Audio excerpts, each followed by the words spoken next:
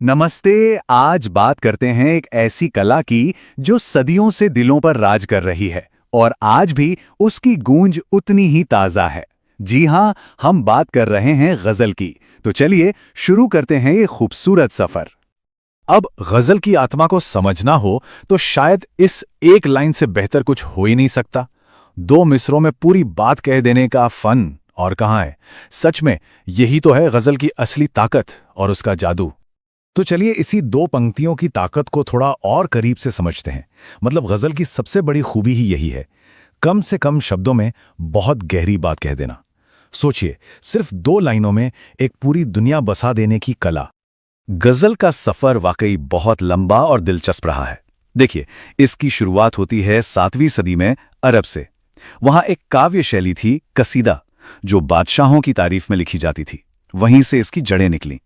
फिर ये पहुंची फारस 13वीं-14वीं सदी में, जहां रूमी और हाफिज जैसे महान सूफी शायरों ने, आप जानते ही हैं, उन्होंने इसे इश्क और रूहानियत का रंग दिया। और आखिरकार 18वीं सदी आते आते ये हिंदुस्तान की मिट्टी में ऐसी रच बस गई कि गालिब जैसे उस्तादों के हाथों में आके ये अपने चरम पर पहुंच गई। लेकिन एक बहुत बड़ी दिक्कत है। इस खूबसूरत कला को सीखने का जो सबसे पुराना, सबसे अच्छा तरीका था, वो अब धीरे धीरे खत्म हो रहा है। जी, हम बात कर रहे हैं उस्ताद शागिर्द परंपरा की, जो अब कहीं खो सी गई है।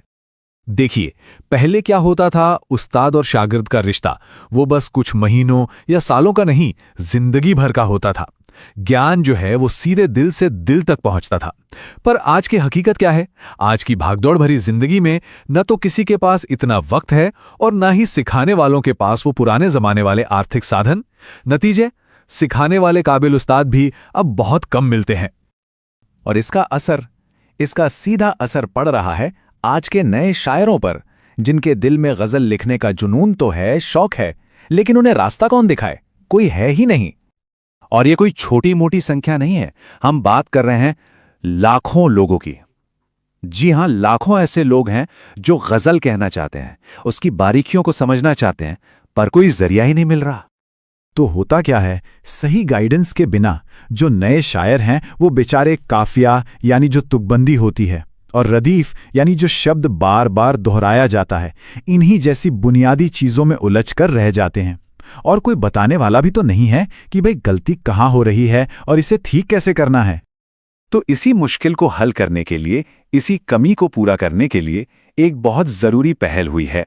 नाम है मिर्जा गालिब इंस्टीट्यूट ऑफ गजल लर्निंग।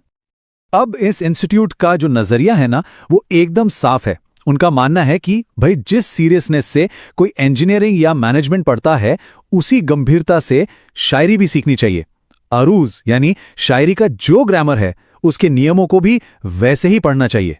क्योंकि ये सिर्फ एक हॉबी नहीं है, ये एक कला है जिसे बाकायदा साधना पड़ता है। तो इनका मकसद क्या है? पहला, एक प्रॉपर स्ट्रक्चर्ड प्रोफेशनल कोर्स देना।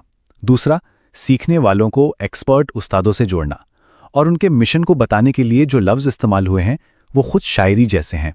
संग तराशी करना, मतलब जैसे एक संग तराश पत्थर को तराश कर मूरत बना देता है, वैसे ही कच्चे शायरों को तराशना। और सोने को तपाकर कुंदन बनाना, यानी जो रॉ टैलेंट है उसे निखारना। कुल मिलाकर इनका लक्ष्य ऐसे शायर तैयार करना है जिनकी शायरी में क्लासिकल रिवायत भी हो और आज की मॉडर्न सोच भी। तो चलिए अब जरा गजल की बनावट को ही समझ लेते हैं। आखिर वो क्या चीजें हैं जो इस इंस्टीट्यूट में सिखाई जाती हैं? गजल की एनाटॉमी क्या है? गजल की जो सबसे बुनियादी ईंट है वो है शेर। अब शेर सिर्फ दो लाइनों का एक जोड़ा नहीं है, नहीं, ये अपने आप में एक पूरी कविता है, एक मुकम्मल नज़्म। मतलब उसका अर्थ समझने के लिए किसी और चीज की जरूरत ही नहीं है। अब आते हैं दो सबसे जरूरी चीजों पर, जो गजल को उसकी असली पहचान और वो संगीतमयता देते हैं।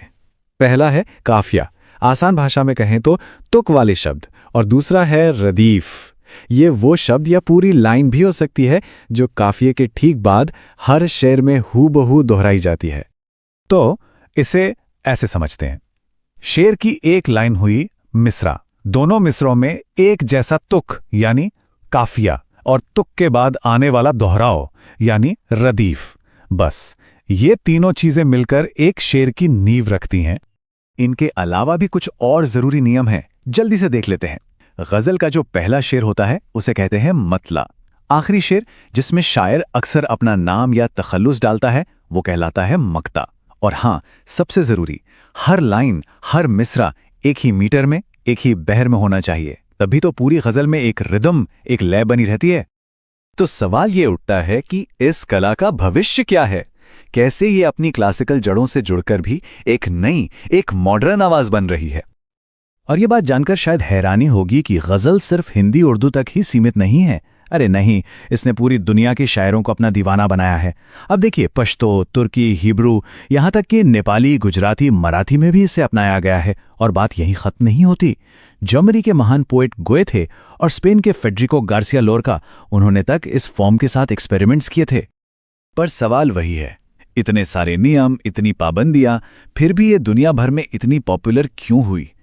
जवाब शायद इस लाइन में छिपा है कि इसकी पाबंदियों में ही एक जबरदस्त आज़ादी छुपी है। ये एक ऐसी पहेली बन जाती है जो आपको आज़ाद करती है। और बस यही आज का सबसे बड़ा लक्ष्य है, एक ऐसी नई पीढ़ी तैयार करना जो इस कला की पुरानी, पारंपरिक बुनियाद को भी समझें और उसे अपनी आज की आवाज़, अपनी आज की सोच दे सके। मतलब क्लासिकल और मॉडर्न का एक खूबसूरत संगम। तो सदियों पुरानी एक कला, पाबंदियों में छिपी आजादी की एक पहेली। सोचने वाली बात है कि किसी की वो दो पंक्तियां क्या कहानी कह सकती हैं।